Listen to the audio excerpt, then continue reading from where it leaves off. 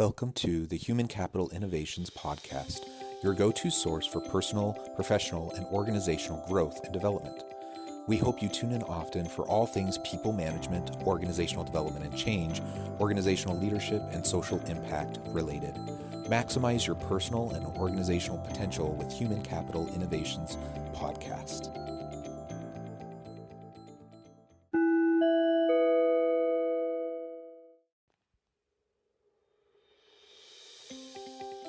Welcome to the Human Capital Innovations Podcast.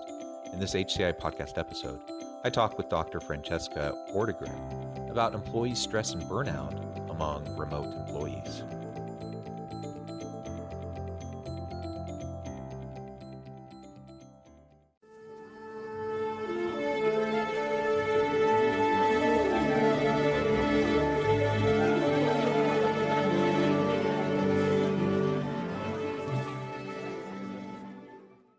Francesca Ortegren, welcome to the Human Capital Innovations Podcast. Hi, thanks for having me. Yeah, thank you. I'm super excited to have this conversation. And earlier in the week when I can't remember who it was at your organization who reached out to me talking about some of the research that you're working on. And it's really timely and very important. Mm-hmm. I'm excited to explore with you today employee stress and burnout among remote employees and what organizational leaders and organizations can do to better take care of their employees and to manage this kind of a situation and hopefully not only protect the physical health of our employees, but the mental health as well, and have thriving and productive and dynamic teams, even in a remote kind of a work environment. So that'll be the focus of our conversation today. As we get started, I wanted to share Francesca's bio with everybody. Dr. Francesca Ortegren is the Data Science and Research Product Manager at Clever Real Estate, the nation's leading real estate education platform for home buyers, sellers, and investors. A widely cited expert on real estate, personal finance, and the economy, Dr. Ortegren began her career as a professor and researcher at the University of Southern Indiana with a focus on research methods and statistics. At Clever, Dr. Ortegren directs Clever's data center, compiling original data and conducting studies that have been published on major publications, including Yahoo Finance, CNBC, Business Insider, Forbes, and more. When she's not researching the real estate industry, Francesca can be found outdoors hiking, biking, running, kayaking with her two cute dogs, or possibly pursuing another certification in research, software engineering, or data science. A woman after my own heart. It sounds like we have many similarities in our interests, background, and passions, including the two dogs and the love for the outdoors. What breed of dogs do you have? I have a chocolate lab. He is getting pretty old now. He's about 13. And then I have a boxer mutt mix, and he's about 10. He's actually sleeping behind me. There he is. Wonderful. Yeah, I have a Brittany and I have a Cavachon, kind of a medium-sized dog and a little small dog. And they're best of friends. And we love going out on hikes and exploring the surroundings here. So yeah, fine. Well, wonderful. And your academic background and your research background.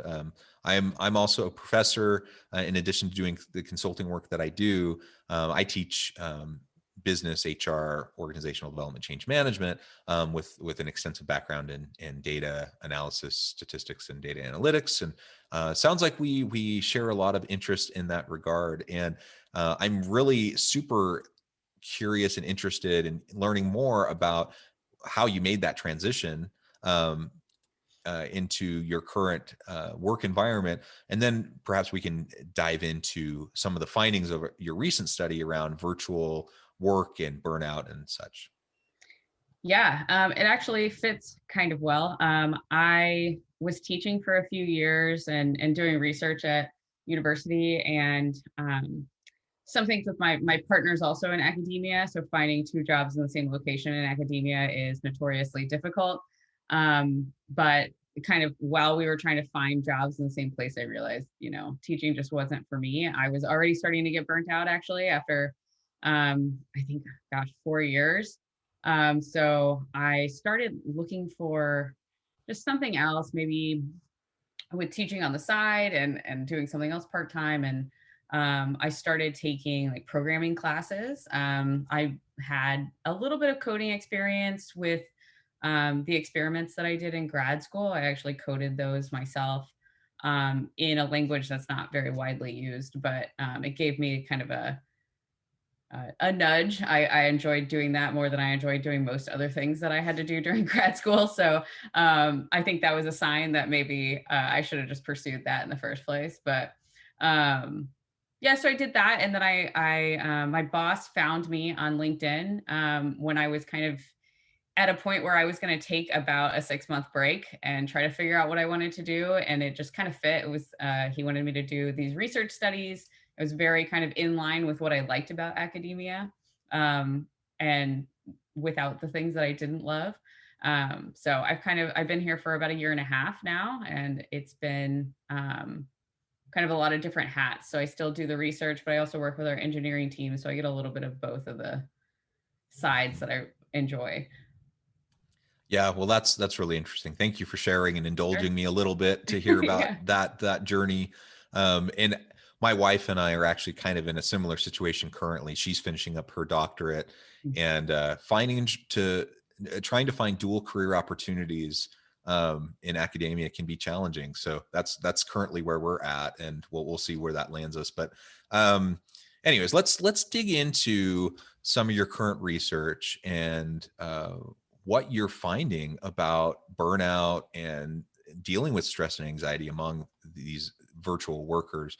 As we know, of course, amidst COVID, so many organizations had to, flip the switch and almost overnight move to a virtual workforce, or at least largely so. And there are a lot of growing pains around that. And some organizations handled the transition better than others, but I think everyone has struggled long term with just how do we better lead and manage people when they're virtual and not together in a physical space? How do we maintain culture? How do we have a positive team dynamic when people aren't ever together? And some of those types of things. And then you have on the other side of it, the social isolation issues of people being, remote constantly, never getting connected. My family, we have 6 children. So my wife and I are both working from home. We're schooling 6 children from home, and all the stress and anxiety around that. And then you layer on top of that, like social unrest and Black Lives Matter and like political upheaval. And it's been a really, really rough year. Yeah. And, I like to focus on resilience and, what we can learn from these challenges. But the bottom line is it's been tough, and it's taken its toll on people. So what do you know from your recent research about what that toll has been? And then we can explore how we can deal with it and tackle it. Yeah, it's definitely been a lot. So there's a little bit of stress that goes along with working from home anyway. Some of the things that you mentioned, like not being connected with the team, especially if your team is mostly not remote and you're remote, you're kind of disconnected even more. So on top of those regular stressors that we experience, we have a pandemic and all of this other stuff kind of piled on top of that.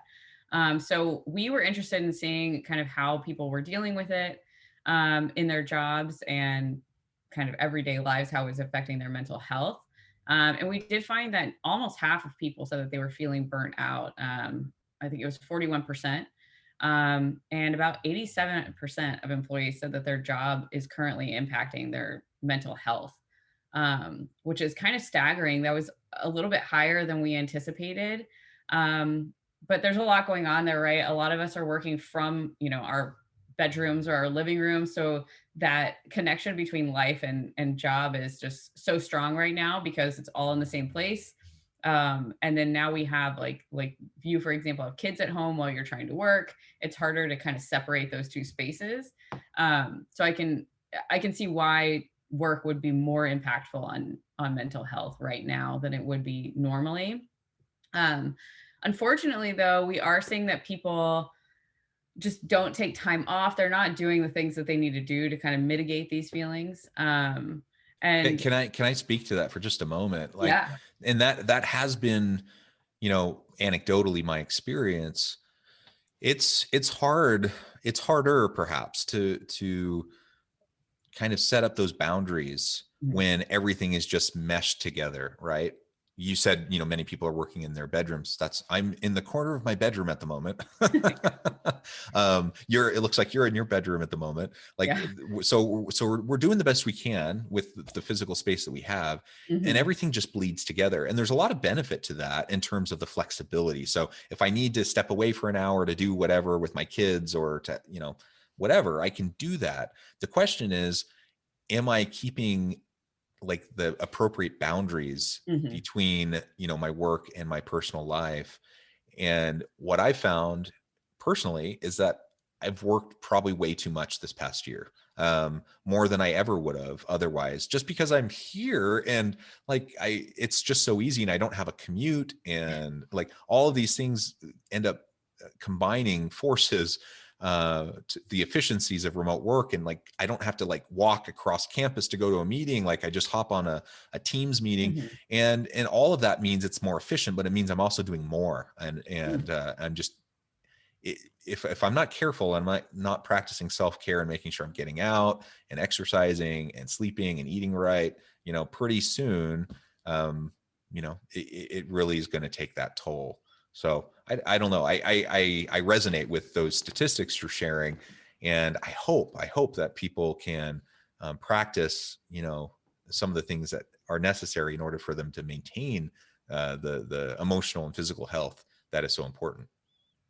Absolutely. I think those boundaries are really important. There's been other research more recently that you should kind of build in a like faux commute before and after work, where you have some dedicated thing that you're doing for say 30 minutes before you sit down for work, and then 30 minutes after. It doesn't have to be the same thing, but maybe you go on a walk or read a book, something that's not work related and not necessarily like jumping into doing the dishes or laundry at home.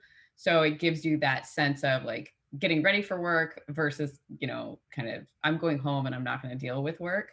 I think that's a really good way to just separate the day a little bit.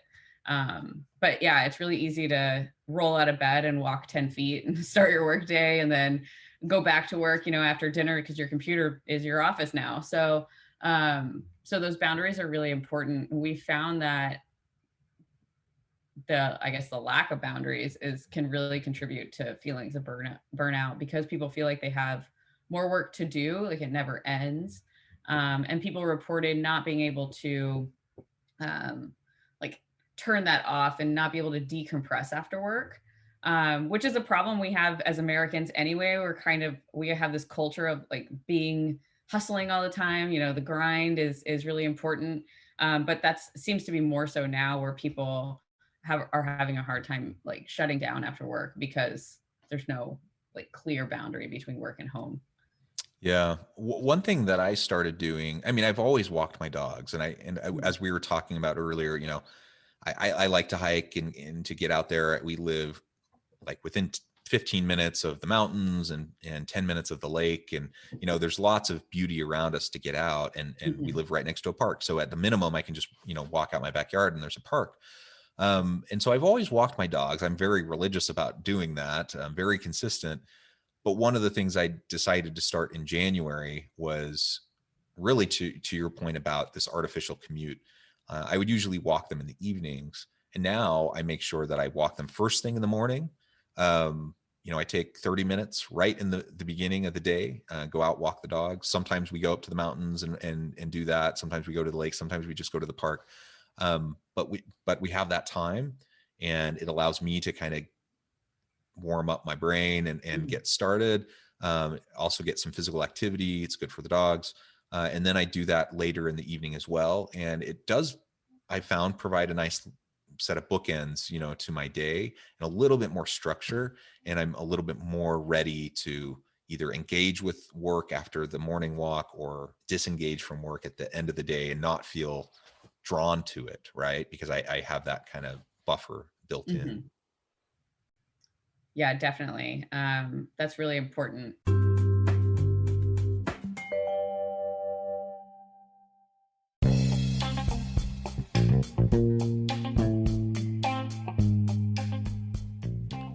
I'm excited to announce the publication of my new book from HCI Press, The Alchemy of Truly Remarkable Leadership: Ordinary, Everyday Actions That Produce Extraordinary Results.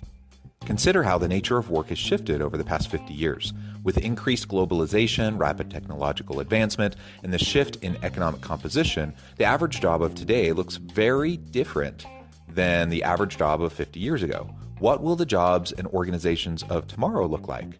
Moreover, what does this all mean for organizational leaders?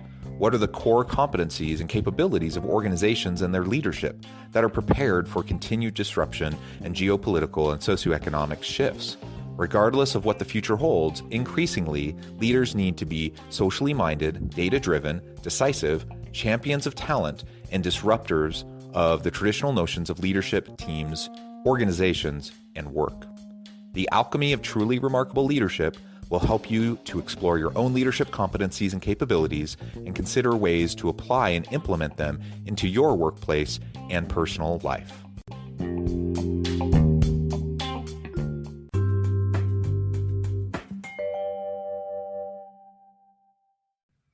The bookend you were mentioning, so that this is the start of my day and this is the end of my day, that's really important.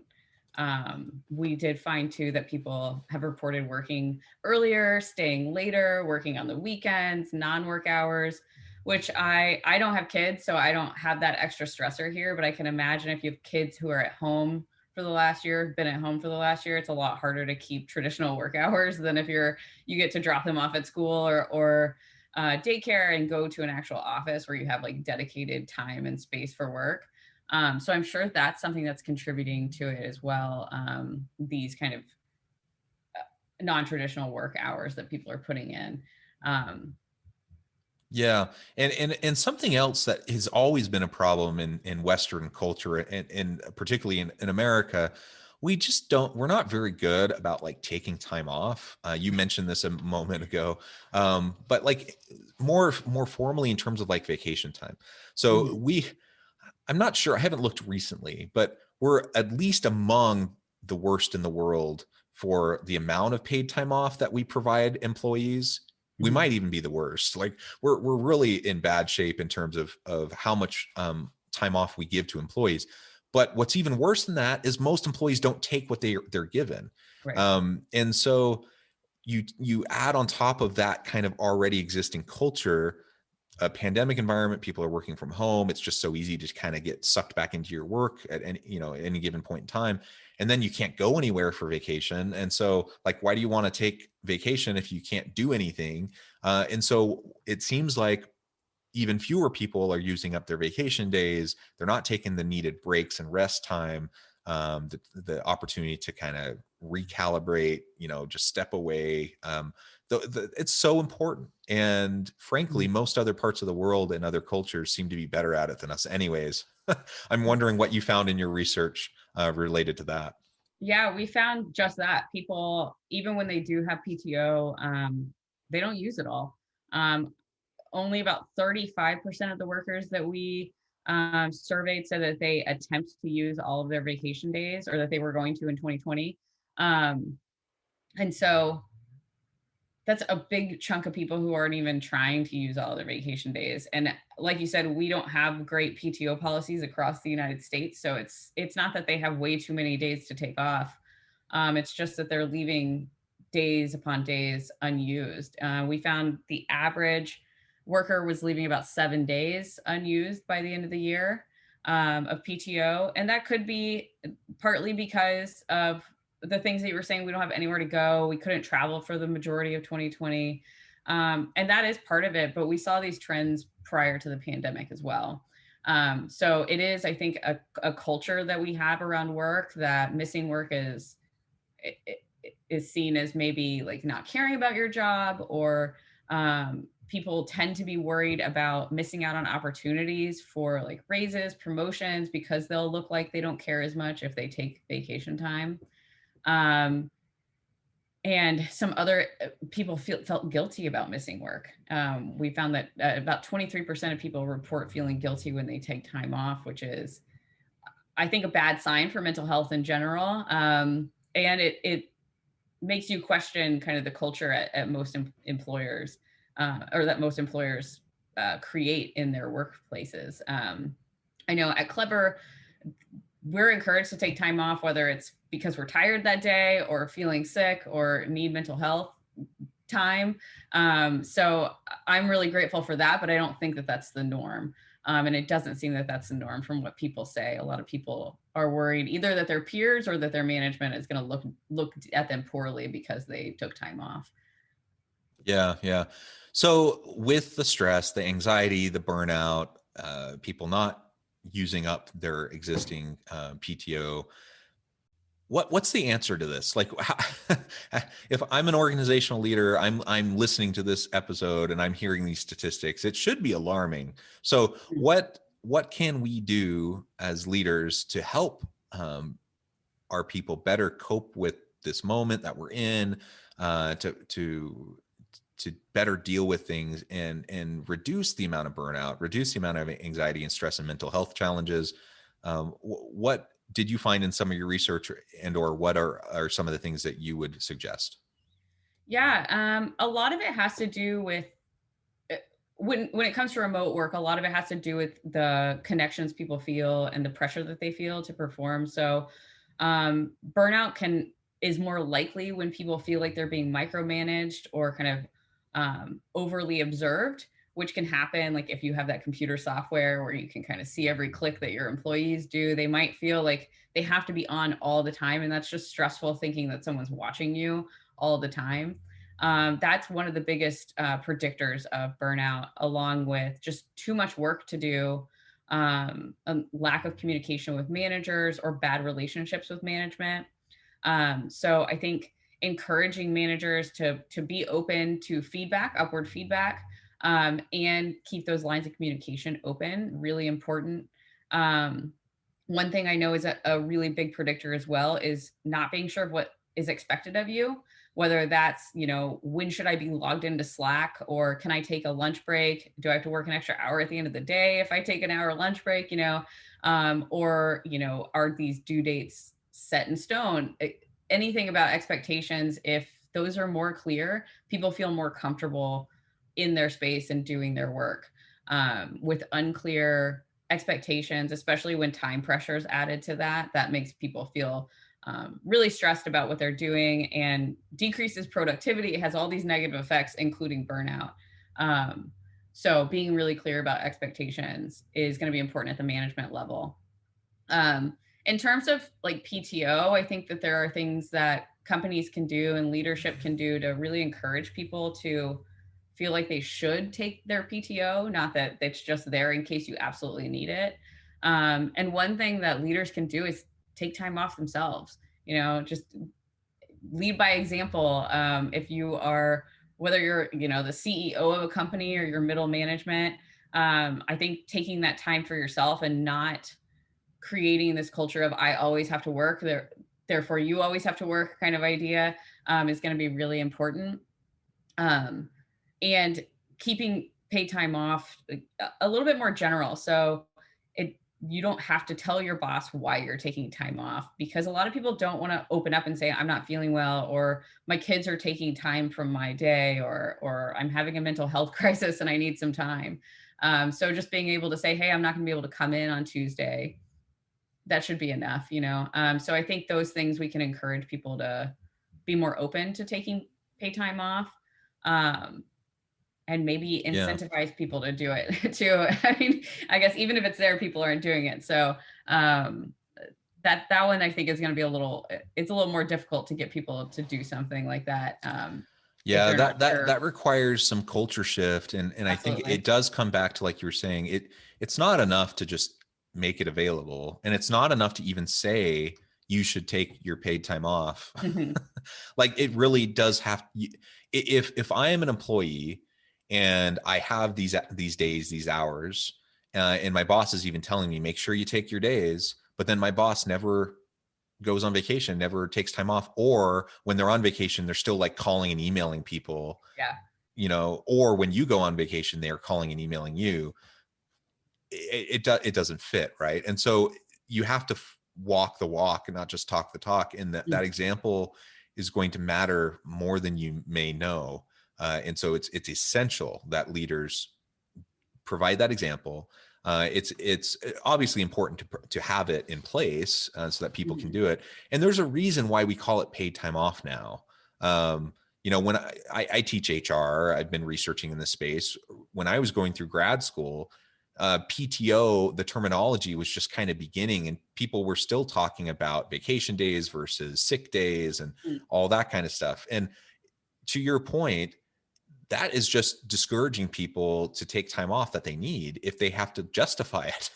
Right. And they have to, and I remember as a teenager, needing to, I needed to take a day off, and I couldn't, like, they couldn't get it to me. And so I just had to call in sick, even though I wasn't sick, for something that was really important. Now, that was a dumb teenager job, but those types of experiences come up where we just have a family emergency. We need to deal with it. It's nobody's business what that emergency is, but we still need to deal with it, and we have the time. So let us use it. And that, I think that there's been a really good shift in that direction over the last decade or so. But there's still holdovers, to kind of the older mentality. And I think it's high time that we just get past that. I think there are so many things we can explore around this. I do want to be sensitive to your time. I know you have other things you need to get off to and do. But before we close for today, I did want to give you a chance to share with listeners how they can get connected with you, how they can find out more about your organization and the type of work and research that you're doing, and then just give us the final word on the topic for today. Sure. You can get a hold of me on Twitter. It's at Dr. Fran with 3 N's at the end, a few extra N's. Or on LinkedIn. I'm probably the only Francesca Ortegren in the world. So I am definitely the only one on LinkedIn, I'm pretty sure. So you can find me either of those places or on our website, which is listwithclever.com. We are a real estate company. We connect people with really great real estate agents all over the country at a lower commission cost. So you don't have to spend as much to buy or sell a home as you normally would. So you can find us, like I said, listwithclever.com/research is where you can find all of our research. We do kind of a wide variety of topics, mostly focused around personal finance, some real estate. And now that we're all kind of in this new remote workspace, we kind of dove into that a little bit in terms of looking at how office workers versus remote workers are dealing with this time, both in terms of mental health and what they like about it, things like that. So you can find kind of non-financial interesting research there as well. And I guess the big takeaway here is for managers, just pay attention to your culture, make sure you're being supportive, and taking your own mental health into consideration. Don't overwork yourself, or your employees are going to do the same. And for people working at home, I think if you can, if you don't have 6 kids running around, it's probably a little bit easier, but try to set those boundaries for work time. And I think that that'll help like create a space for home and work, and hopefully mitigate some of that stress that comes from working at home during pandemic. Yeah. Well, thank you so much, Francesca. It's been a real pleasure talking with you today. I appreciate your insights, sharing your research with us. And I encourage listeners to reach out, get connected, find out more about what Francesca can do for you and some of the research that she's engaged in. And as always, I hope everyone can stay healthy and safe, that you can find meaning and purpose at work each and every day. And I hope you all have a great week.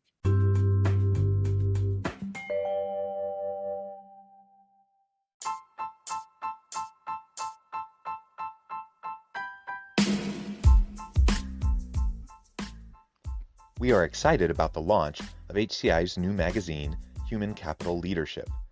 Human Capital Leadership is a free, interactive e-magazine designed to help individuals, leaders, and organizations find innovative approaches to maximize their human capital potential. We will be publishing issues quarterly in August, November, February, and May. Check out the first issue and let us know what you think.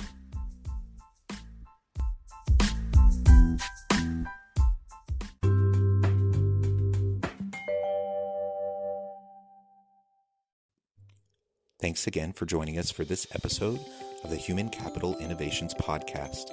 I hope you stay healthy and safe and that you have a great week.